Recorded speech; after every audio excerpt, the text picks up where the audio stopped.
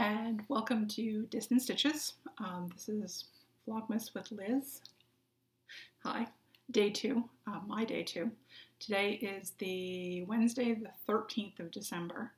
I had originally said that I was going to record every Sunday, and that was the aim. And then I haven't been feeling well. So it's not COVID, it's not a cold, it's just I'm flaring. It happens, especially with the cold. So things happen, and yeah, I haven't been up to recording. So today I figured I would. And as you can probably tell from the snazzy clothes, I figured I would do it while I was still in my work clothes before I went and put the rest of myself in my jammies. Because this is a case of business from the waist up. And matching pajamas, but matching pajamas from the waist down. Because why shouldn't you be comfy if no one can see it? This is going to be a ramble. It's really going to be a ramble. As you can see, my tree is now trimmed. I posted pictures on Instagram of it, but I'll try and insert a picture at the end of the actual tree itself.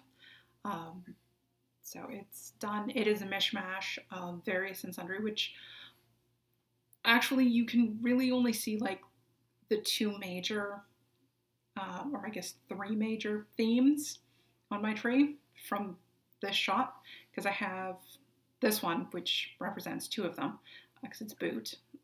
It's both a boot and handmade, and I have shoes all over my tree. At one point I actually had, when I was younger, I had a much smaller tree, but I had a tree entirely filled with shoes. So I have a bunch of ceramic ones and like crystal ones. They're plastic, but you know, crystal-like ones all over the tree. But these are ones that my grandmother made, or this one, because there is only one of them, is one my grandmother made. The snowflakes are also hand-done. Those were done by my mother. And then birds. Specifically, I have birds with feathers, because that's actually, the bright one here is a peacock. It does actually have faux peacock feathers on it. And then where is it? There it is. It's hard to do this on a screen in reverse. My turtle dove, I guess, calling bird, I don't know. It's got this long, fluffy tail on it. Those things are a pain to store. But yeah, those are kind of my themes. And oddly enough, flying pigs.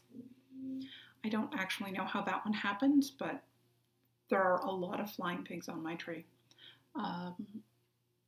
Yeah, I think all of the pigs are actually on the tree this year. There's a few that tend to get out and about because they don't stay on the tree, but the tree is big enough and has hefty enough branches that it can actually handle them this year. So yeah, and I guess with that, we'll go into the my day two package, which was the second Sunday of Advent. And that's not the permanent spot for that bauble. I guess you can't actually see it. It was below the screen level. This is another ornament from Sue. I already opened the package. I opened it last night because I still wasn't feeling, I figured I'd open it on screen, but I still wasn't feeling well by last night. And I'm like, you know what? I need to pick me up. So I opened it. So there's that, which is, again, the sparkles don't, oh, they kind of show up right there. But it's all sparkly. So it is very lovely. And actually, no, won't fit there. I might have to move a few things around to put that on. So we'll put it back down there for the moment. That's actually the one she gave me last week, along with the boots. They're still in the exact same spot, because I just trimmed the tree around it. Because I figured, why not? And then she also gave me this lovely little thermal mug with the snowflakes on it. I was going to put a drink in it tonight, but then I realized that this was kind of apropos. So I have hot chocolate because it is evening and I do not drink caffeine after lunch if I want to sleep. And I'd kind of like to sleep. And this lovely little box, which I think is going to end up probably beside my sofa to put notions and stuff in. But it came with like little things like tape measure and a wallet and more hot chocolate, because a girl can never have too much hot chocolate or fancy boxes. I have a bunch of like fancy little boxes and containers and everything all over my house. And last but definitely not least, the squish. So this is Roots and Brands. She is not currently dyeing, and she's not sure whether or not she'll go back to dyeing or not. This is our friend Donna who does this, and I'm very happy with this. Squish. Donna was doing completely natural dyes, and I believe if it wasn't entirely from her garden, it was the majority of it was from her garden. So this one is Eastern Brazil wood and rhubarb was what she used to dye this. And all of her colorways, if you can snag some, do it. I know she's out, but if you find some in a swap or whatever. Because squishy. So squishy. And then this weekend, because I wanted something I could just knit round and round and round. And I had picked this up. This is also from Donna. It's a different base, and I forgot to bring the tag in, so I don't remember what the base is. But it's a single ply. And this one was called Donna's Garden, and it was done with the remnants of her garden. We had some very, very bad storms come through Ottawa over the last several years, but there was a couple that came through this past spring, and one of them caused a lot of damage to her garden. So what she did was she took anything that she could dye with, and she made a batch of yarn out of it. So it's not a one-of-a-kind color, because there was like an entire batch done, but it was a single. I'm not sure what he's doing in the background. There's nothing really for him to get into, but he's looking slightly guilty, so I don't know what he's done. Probably nothing, and he's just looking guilty at me. But yeah, she had done kind of a one-time run of just what was left of her garden, basically, like all of the stuff that had come down and been pulled up and whatever in that storm back in the spring. And I got 4 skeins, and I knew at the time that 4 was not enough, but I'm like, no, 4 is enough for a sweater, because that was my plan. And then I realized that I actually needed 6 for a sweater. So I've been looking for a vest pattern that I really liked. And I had like certain qualifications for it that I wanted and whatnot. And I hadn't found anything. And I've been looking for months now. Because I got that at one of the last shows we went to. So I started designing my own pattern. This will be a vest. Top down, raglan sleeve, well, sleeves, because it'll be just kind of, I'm calling it a vest. It's not really, it'll be a sleeveless sweater is what it's going to be. So yeah, you guys will get to see this as it goes and grows. And then Christmas sock out of the West Yorkshire Spinners. And this time I remembered to pull up what the pattern was, because it's one of the ones out of my 52 Weeks of Socks book. And it is Intersections, and it's by Marceline Smith. And the colorway name is Candy Cane. I looked that up too. So it's by West Yorkshire Spinners, and the color name is Candy Cane. So I've been slowly knitting on that. And as anyone who's watched our last episode, because we did record on Saturday, because we went out, I was feeling well enough to go out to the craft fair on Saturday. I'm like, okay, I'm feeling good. I'll be fine. And I was okay, but I was tired on Sunday, so I'm like, yeah, I'll record on Monday. And Monday wasn't good. It flared back up again Monday, which is the way it works in my life. Hey, come here, you. It's caught on its own bag. So this is, I think I was partway through this motif up here. There's no food in that bag, bud. But this is where I am. I had started this years ago. This is Hedgerow by... That's a good question. I should have had that pulled up, and I don't. But Hedgerow is the name. Oh, wait a minute. I have it in a different program, because I have notes and stuff. And by notes and stuff, I mean I have like random parts of Ravelry and the program I use to actually do my knitting patterns.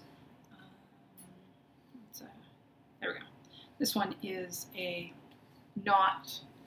So you've probably seen this program before. I love it. I think it's iPad only though. It is called GoodNotes. I think it's GoodNotes 6 these days. I have 5, I don't care.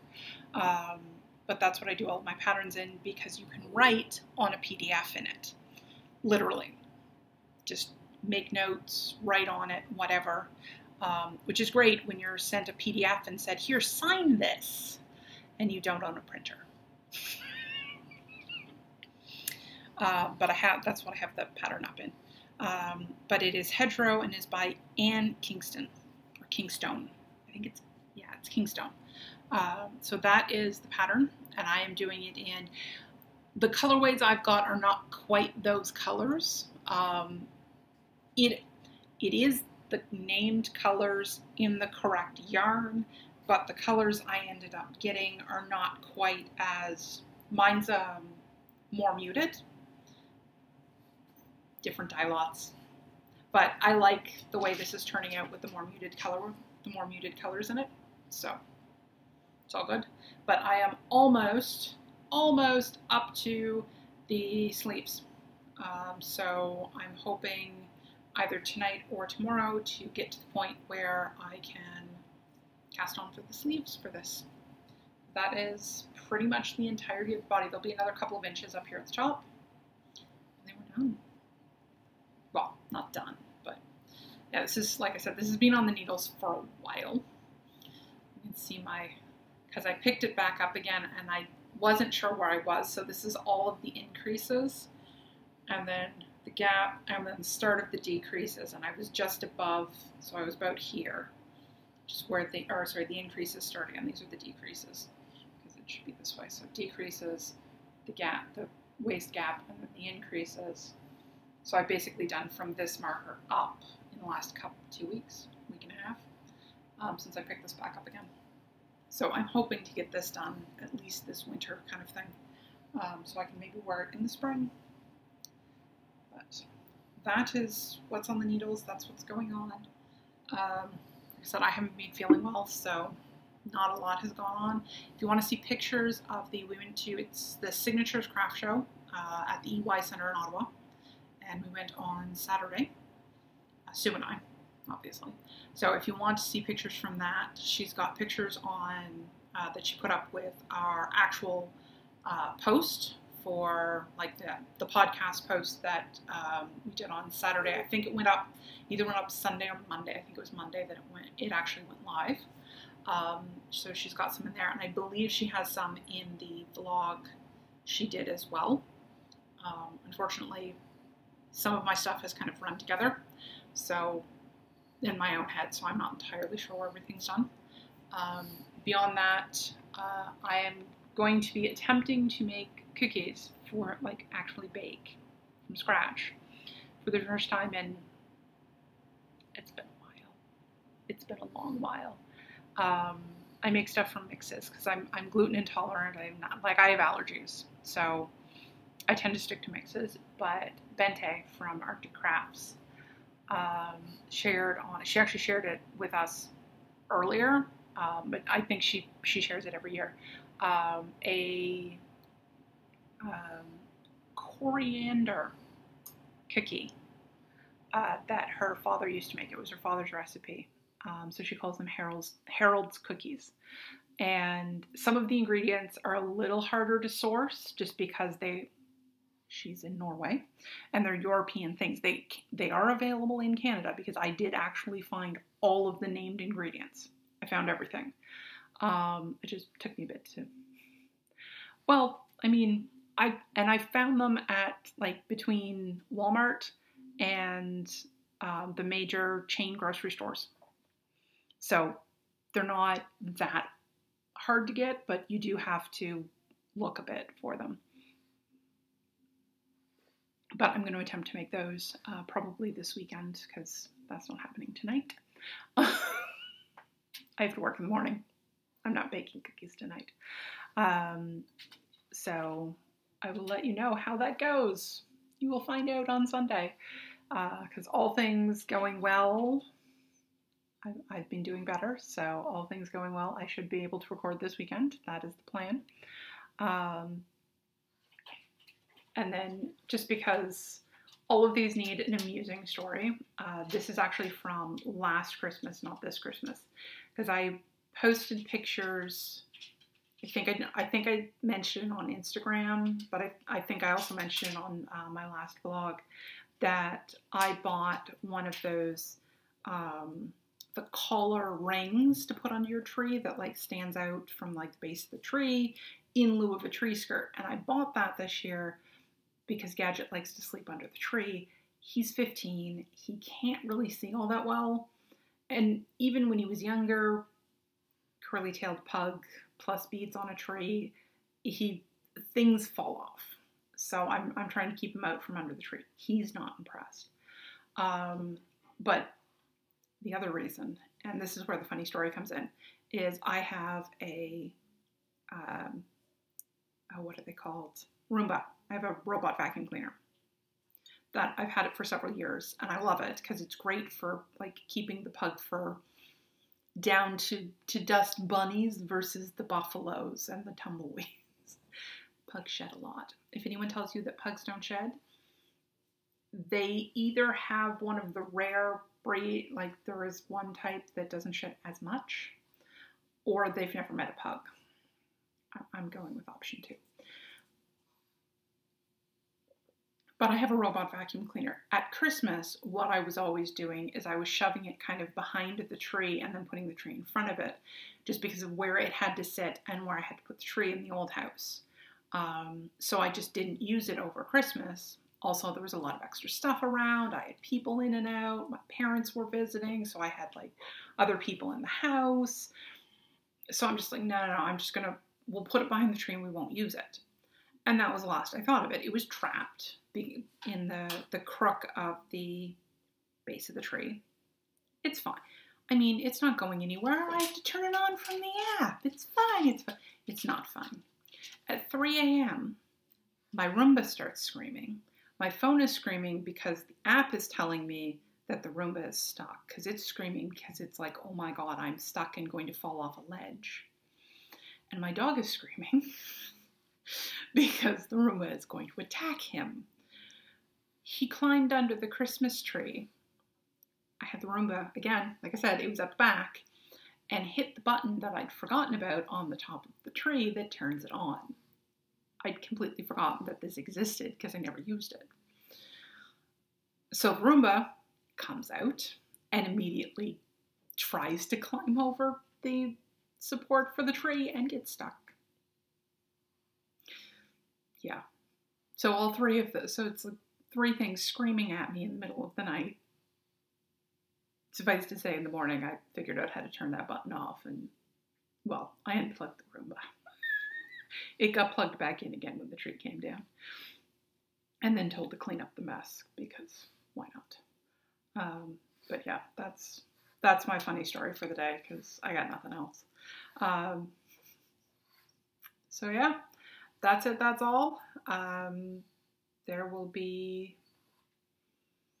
I don't think we're going to record anything other than vlogs between now and January, but Sue and I haven't fully discussed it, so we might not, we'll see. But there will definitely be more vlogs. I will do one, at least, well, 2 more, because I've got 2 more Sundays. And I know Sue's doing them daily. I think she did miss one, but she's doing them daily. And yeah, so happy weaving, spinning, knitting, crafting, whatever. Have a good evening, and I will see you all next time.